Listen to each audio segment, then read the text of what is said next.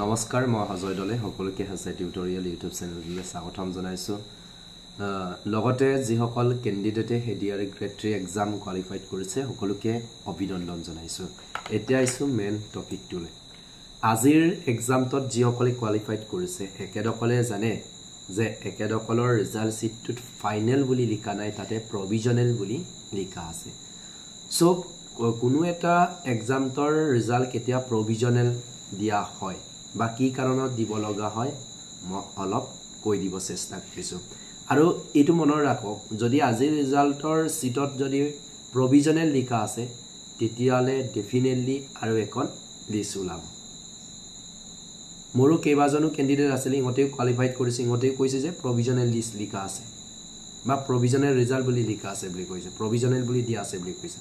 so তেনেকেতো definitely আৰু এখন লিষ্ট ওলাব সো এতিয়া শুনক যে কিয় প্ৰভিজনেল দিয়া হয় আপোনালোকে জানে এডিআৰই গ্ৰেড 3 যদিও উনিবলৈ এটা শব্দ কিন্তু তাতে কেবাটাও ক্যাটাগৰী আছিল তোমাৰ সায়েন্সৰ আছিল আৰ্টছৰ আছিল গ্ৰেজুৱেট আছে গ্ৰেজুৱেট তোমাৰ বেচেলাৰ তোমাৰ কি কম্পিউটাৰ সাৰ্টিফিকেট আছে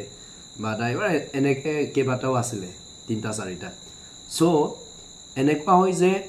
এজন ক্যান্ডিডেটে দুটা পোষ্ট দখল কৰি থাকে কিন্তু সেই পাৰ্টিকুলাৰ ক্যান্ডিডেট জনে এটা পোষ্টতে জয়েন কৰিব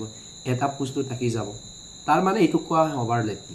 এটা ক্যান্ডিডেটে কেবাটা পোষ্ট দখল কৰিব আৰু হেমতে যদি ৰিকুইৰমেন্টটো নিযুক্তি তেতিয়া ওভাৰলেপিং বুলি কয় সো এই ওভাৰলেপিংটো নাইকিয়া কৰিবৰ কাৰণে প্ৰভিজনেল মেৰিট লিষ্ট দিয়া হয় আৰু এই প্ৰভিজনেল মেৰিট লিষ্ট দিয়াৰ পিছত তোমাৰ ডিপাৰ্টমেন্টৰ তৰফৰ পৰা এখন নোটিছ জাৰি কৰে যে যিসকল ক্যান্ডিডেট মাল্টিপল পোষ্টত সিলেক্ট হৈ আছে একেদকলে নিজৰ পছন্দ অনুযায়ী এটা সিলেক্ট কৰি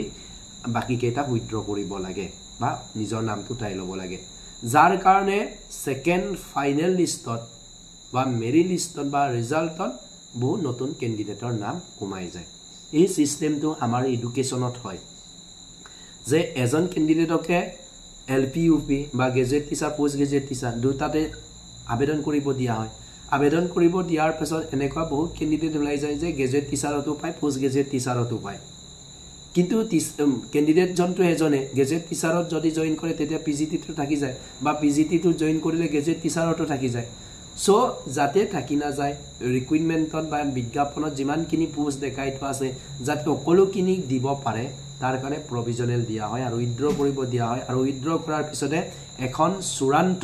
বা ফাইনেল মেৰিট লিষ্ট দিয়া হয় চূড়ান্ত মেধাৰ তালিকাখন দিয়া হয় সো মই ভাবো যে আজি যদি এডিআৰই গ্ৰেড 3 ৰিজাল্টত প্ৰভিজনেল লিখা আছে তেতিয়ালে ডেফিনেটলি আৰু এখন মেৰিট লিষ্ট দিব আৰু এটা কথা মনৰ ৰাখিব প্ৰভিজনেল মেৰিট লিষ্টৰ নাম অহা মানে কিন্তু তোমাৰ ফাইনেল মেৰিট লিষ্টত যে নাম থাকিব এটো ফিক্স নহয় কাৰণ একেতৰ ডকুমেন্টছৰ ইস্যু থাকে বা ডকুমেন্টছ ৰিভেৰিফিকেশনৰ কাৰণে কিছুমান ক্যান্ডিডেটক মাতিব সো তেনে ক্যান্ডিডেটসকলে যদি প্ৰপাৰ ডকুমেন্টছ দিব নোৱাৰে তেতিয়ালে একেদকলৰ নাম ফাইনেল মেৰিট লিষ্টৰ পৰা উঠি যাব পাৰে এই কথাটো মনত ৰাখিব ফাইনেল মেৰিট লিষ্টৰ পৰা উঠি যাব পাৰে আৰু তাৰ জায়গাত কোনোবা এজন নতুন ক্যান্ডিডেটও সোমাই যাব পাৰে সো প্ৰভিজনেল মেৰিট লিষ্ট আৰু ফাইনেল মেৰিট লিষ্ট বা প্ৰভিজনেল ৰিজাল্ট বা ফাইনেল ৰিজাল্টৰ পাৰ্থক্যটো হেতু প্ৰভিজনেল ৰিজাল্টৰ নাম অহা মানে কিন্তু ফাইনেল ৰিজাল্টৰ নাম নাহিবও পাৰে সেই কথাটো মনত ৰাখিব সো আপোনালোকে বিশ্বাস ৰাখক প্ৰভিজনেল দিয়া আছে যেতিয়া আৰু এখন লিষ্ট ওলাব আৰু বহু ক্যান্ডিডেটক ৰিভেৰিফিকেশনৰ কাৰণে মাতিবই এটো 100% ফিক্স সো এইখিনি আছিল আৰু সকলোকে পুনৰবাৰ শুভেচ্ছা জনাইছো